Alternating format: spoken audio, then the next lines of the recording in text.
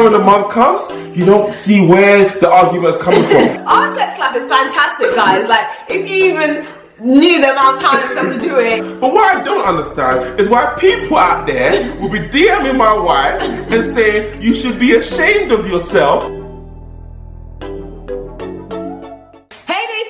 Hey Deku Fam. Welcome back to our channel. Welcome back. Oh my gosh, we're at the end of our conflict resolution series. Man, it's been a good one, right? We hope you've been enjoying the video. Yeah. And for those of you who've watched all 4 videos that we've posted thus far, you'll be experts. Trust me, we have got our badge of honor. Yeah. Arguments will not be our portion anymore. No, they will. They will. Actually will. We've been talking about how conflict's unavoidable, but it's about how you argue well and limit the casualties. Yeah, I feel like even arguing is a sign of health in a relationship. You're communicating, you're bringing things to the surface, you're not just sweeping things under the rug. Come on, I think it's a good sign. Well, because you think about the things that are the most beautiful, like diamonds, they're made under pressure.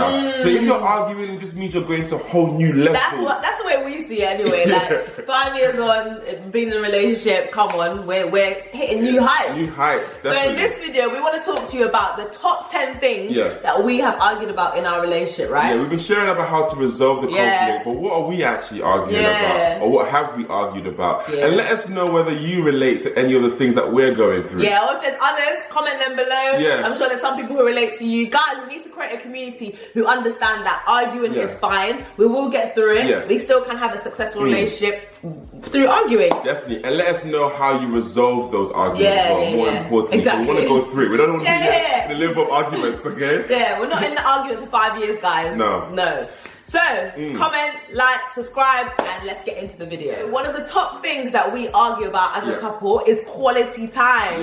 Literally, you be having arguments, trying to blame someone for something, and then you get to the bottom of it, and it's like, oh, we haven't seen each other. We haven't spent enough time together this we're week. missing each other. And then frustration starts building up. Because the thing is, we actually really enjoy each other. We're very good friends, and I want to spend time with my best friend. And if I don't, I get a bit frustrated. And sometimes I compare ourselves to our past. Because before, when we're dating, my goodness, we didn't live together, but yet we felt like we had so much time. Oh, we had 10-hour conversations on the phone, fall asleep on the phone, wake up on the phone, go out all these date nights. Now we're married under the same roof with more time, and yet we don't see each other. Yeah, you can sometimes use it as an excuse, like, oh, we live together. Oh, I'll see you tonight when I get home. But that is not quality time. No. We have to actually set time aside for date night. Date night is for our health. Exactly, for the health of our relationship. We can't just say I do on the wedding day and then think our marriage is going to work itself out. Because you can get couples where they live together, you know, they're married, but they're still lonely. Imagine having the most intimate relationship of marriage, but then being lonely in that relationship. No way. And it can happen. Heartbreaking feeling. So what we try and do, we look at our week and we prioritize our date night. So we know, like, Monday to Thursday we're very busy. So like Friday nights, Saturday mornings, we really try and schedule time for ourselves so that we can actually, you know, have fun together, enjoy our marriage together. Another thing that we argue about is emotions. Oh my gosh, not just on my part. No, listen, it's for you.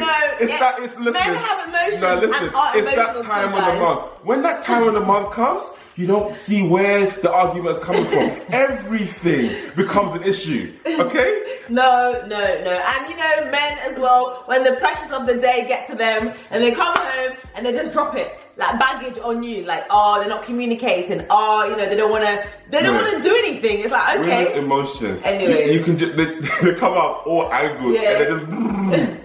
And sometimes we can hold that resentment against our spouse because of the emotions that they had during the period of time. But what we've learned is that we have to get over it quickly. Sometimes there's no explanation for that type of, you know, of that disagreement that we've had or whatever. And we're able to communicate our emotions. So the one who has the emotions, so like me, when I have a bad day and I come home, I'm like, babe, it was a bad day. Okay, just give me my space. Or me, I'll be like, babe, I'm coming on. Just understand that I can't explain it. You don't have to be able to explain it. Let's just deal with this and then move on. And we just keep going.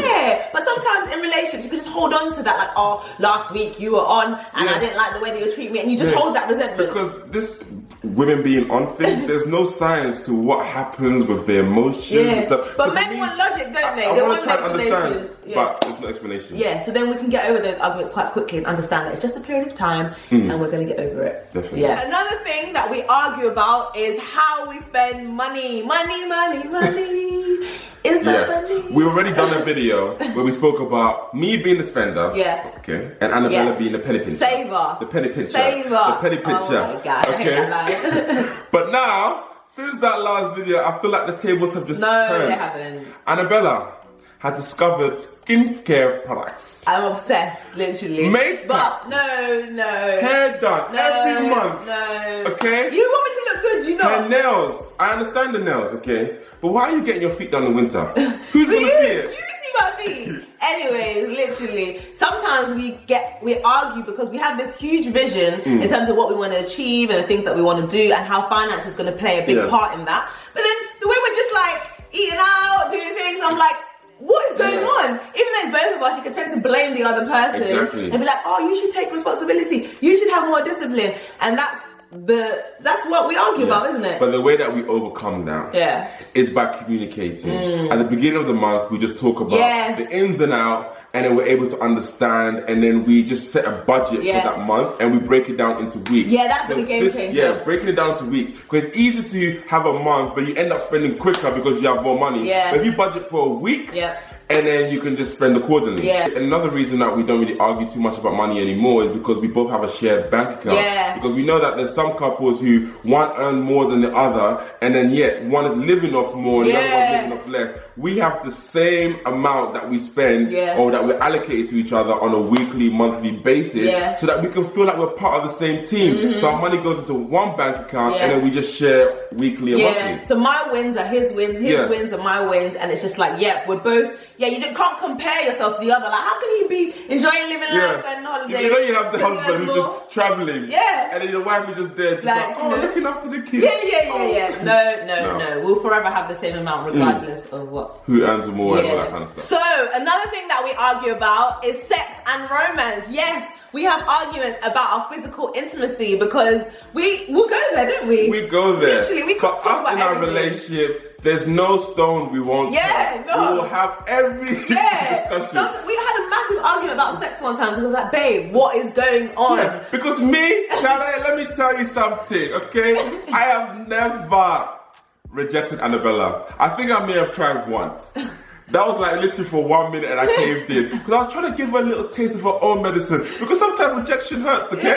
Sometimes rejection No. Our sex life is fantastic, guys. Like, if you even knew the amount of times that we do it, you'd be like, well, Gabes, why are you complaining? But there's levels. But he always wants more and he's never satisfied. I just love my wife, you know? So we have conversations. The Lord says taste and know that the Lord is good. Okay. Anyways, we have conversations and disagreements about what is too little, what is too much, what season are we in, how much can we actually do it this month? Because Anna gets a bit tired. This is life.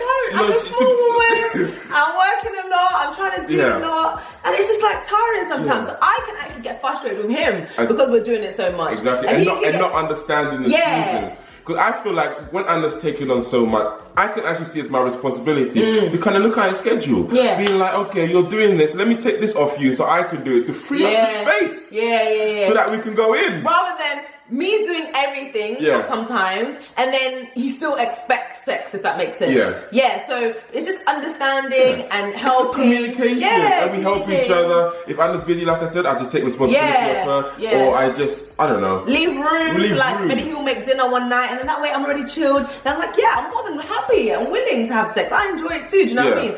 But sometimes in relationships that cannot be the case. But this is why we like to go on holiday as well, because holiday is uninterrupted. We come back, our bed is made, and it's like, hello, let's get straight in. Anyways, so you can see how we argue about sex and romance in our relationship. Another thing that we argued a lot about, actually in our first year of marriage, was about who's doing household duties. Should I do household duties in my house? Yes. I am the man. No, in our first year, we did come in with the expectation, I'm going to do all the household work, the cleaning, get on your apron, all of that, the cooking, and Gabes would just enjoy, do you know what I mean? Just here. He could be a king in his household, and I like the idea of that, but the practicality of that was just not the case, because I was full-time working and I was getting overwhelmed because I had to do this, that, and everything. Like, and I think the reason that came into mind, like the woman who just do everything, was because I had an amazing mother who catered for my sisters and I, like, we were... Yeah, they all had different meals. She would ask them for their, you know, what they wanted. Order in the morning before we went to school, come back, my sister will have a meal, my other sister will have a meal, I will have a meal, my dad will have a meal, 4 meals. Mom threw it down. Mine was completely different. Like, I was cooking from the age of 8 because my mom was not even home because she was working as a single parent. So like, you bring both of that into marriage and you're just like, we need to navigate through this, like what is right. But I think communication really helped there.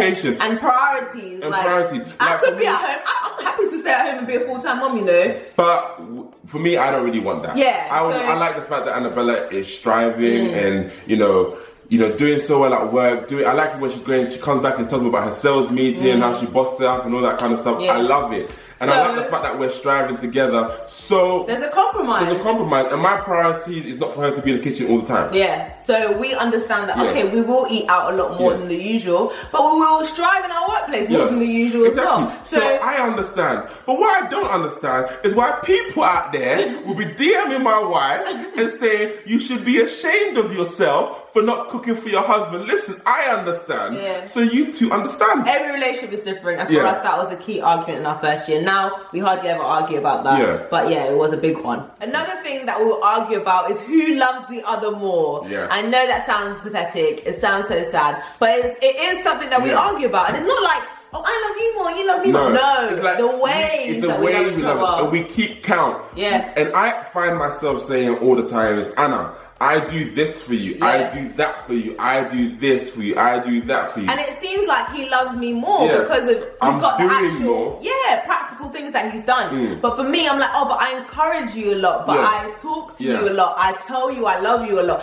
And it's because I'm giving love in my love language and he's giving his. Words of affirmation. And I am giving love in my love language, which is acts of service. So we're doing all these things. The other person's not receiving it well because it's not their love language, and then we feel so depleted because we're doing so much, but yet I feel like our partner's not really receiving it. Yeah, it's actually awful to compare your love for each other because you show it in different ways and all of that. So for us, we had to stop doing that, and we discussed it, and we're like, we're not going to do tit for tat anymore because it's incomparable. Like, it's completely incomparable. So, but what we have done is actually be more intentional to understand each other's love language and communicate it in that way. So that our partner is not feeling like, we don't love each other or all that kind of stuff. Like, we just strive to love each other in the way we want to be loved. Yeah, so he will try and give me more words. It's so difficult. I know. And I will try and serve him, and I'll like, you know, you're doing well. Yeah, so that's how we overcome that one. Another thing that we argue about is our spouse not being good enough to the people that we see out there,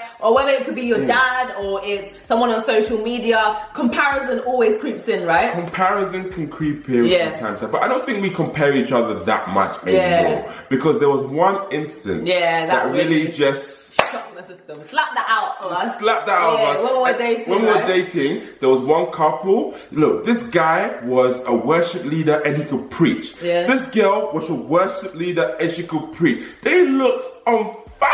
All the sermons that they were doing and they were worshiping. Amazing. And then somebody said, why can't we be like that? Where's our ministry?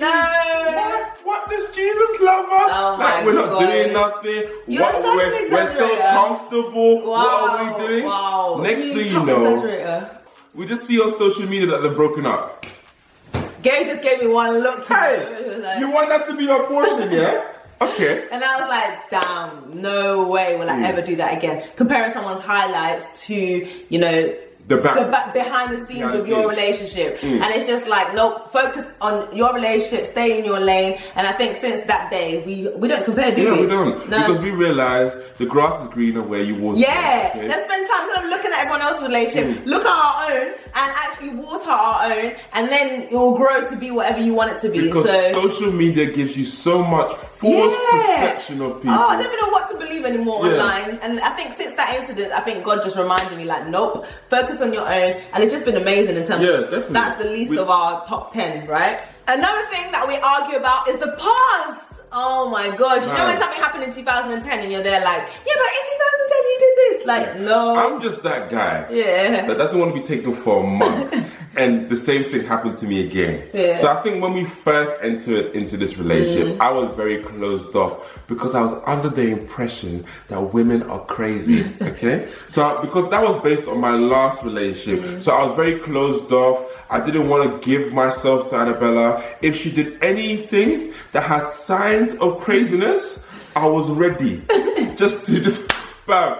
And that's because I was dealing with so much hurt and pain from my previous relationship, and I didn't want to let Annabella in. Yeah, and sometimes your past has such a big impact on your present, and sometimes we don't realize that. We're trying to, you know, blame the person, say something, but really it's got so much to do with their past. Yeah. So for us, we spend so much time trying to understand what is the root of this problem. And is it actually an insecurity within yourself? Yeah. Like, is it something that happened in your past? Tell me more. I feel like we know every detail about our exes, don't we? Yeah. In terms of how did the relationship go? Why did it make? Why did it end? How did it make you feel? And then you can identify whether in this current argument it's something to do with your past. Because our past plays such a huge part. Exactly. But over time, Annabella and I have been able to communicate, and there's been healing that's taken place. And I think like I've grown to be more confident in this relationship and not see her as crazy and just love her and knows that even when she hurts me, she's not doing it intentionally. And then I've kind of let my guard down and allowed her into my world. And I think our relationship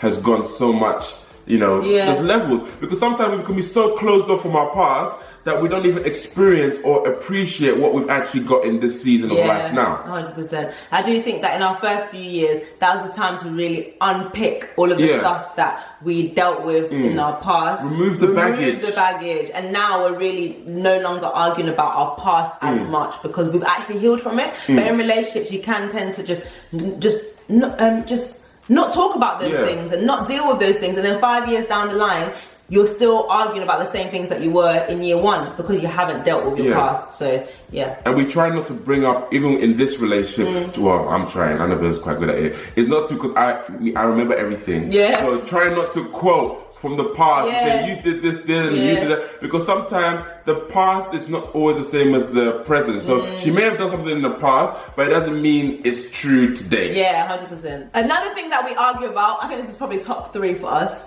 is the purpose and direction of our lives. Because like we're so passionate and driven about life. We want to do amazing things and to just conquer and take ground and all that kind of stuff. But sometimes it's in completely different areas, right? Completely different areas. And then there's friction. Oh, well, come on my side. No, we're going this way. We're going this way. And that's how it feels in life sometimes. But we realized that as communication is actually a very big deal. And I think we said communication throughout all these points. But it's so true that as we communicate and we share our vision, it's like our path is becoming more aligned. And it's such a beautiful thing because, you know, like when two are standing together strong and they both believe why they've been called together and they walk with that, it's such a beautiful thing. And then we're able to do so much more than we could if we were doing it by ourselves. 100%. Because we could argue about so much. Like if I want to gallivant around the world and he wants to go that way and all of that, that could all creep in. But because we communicate so much and we talk about the bigger picture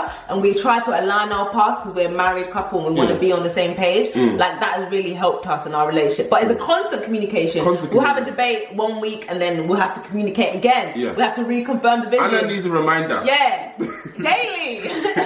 Where are we going, G? Where are we going? No, but it's a real thing. Like I think sometimes in a relationship we don't actually talk about the bigger picture of why we're together or where we're going, because we can all be great leaders in other areas. When it comes to our relationship, we don't sit down and talk about the vision and kind of map it out. So it's important to keep communicating about the vision, why we're together, how we're gonna get there, and to just keep having little updates along the journey. 100%. The last thing that we argue about, but there's probably 10,000 things more, but one thing worth mentioning is our personality differences.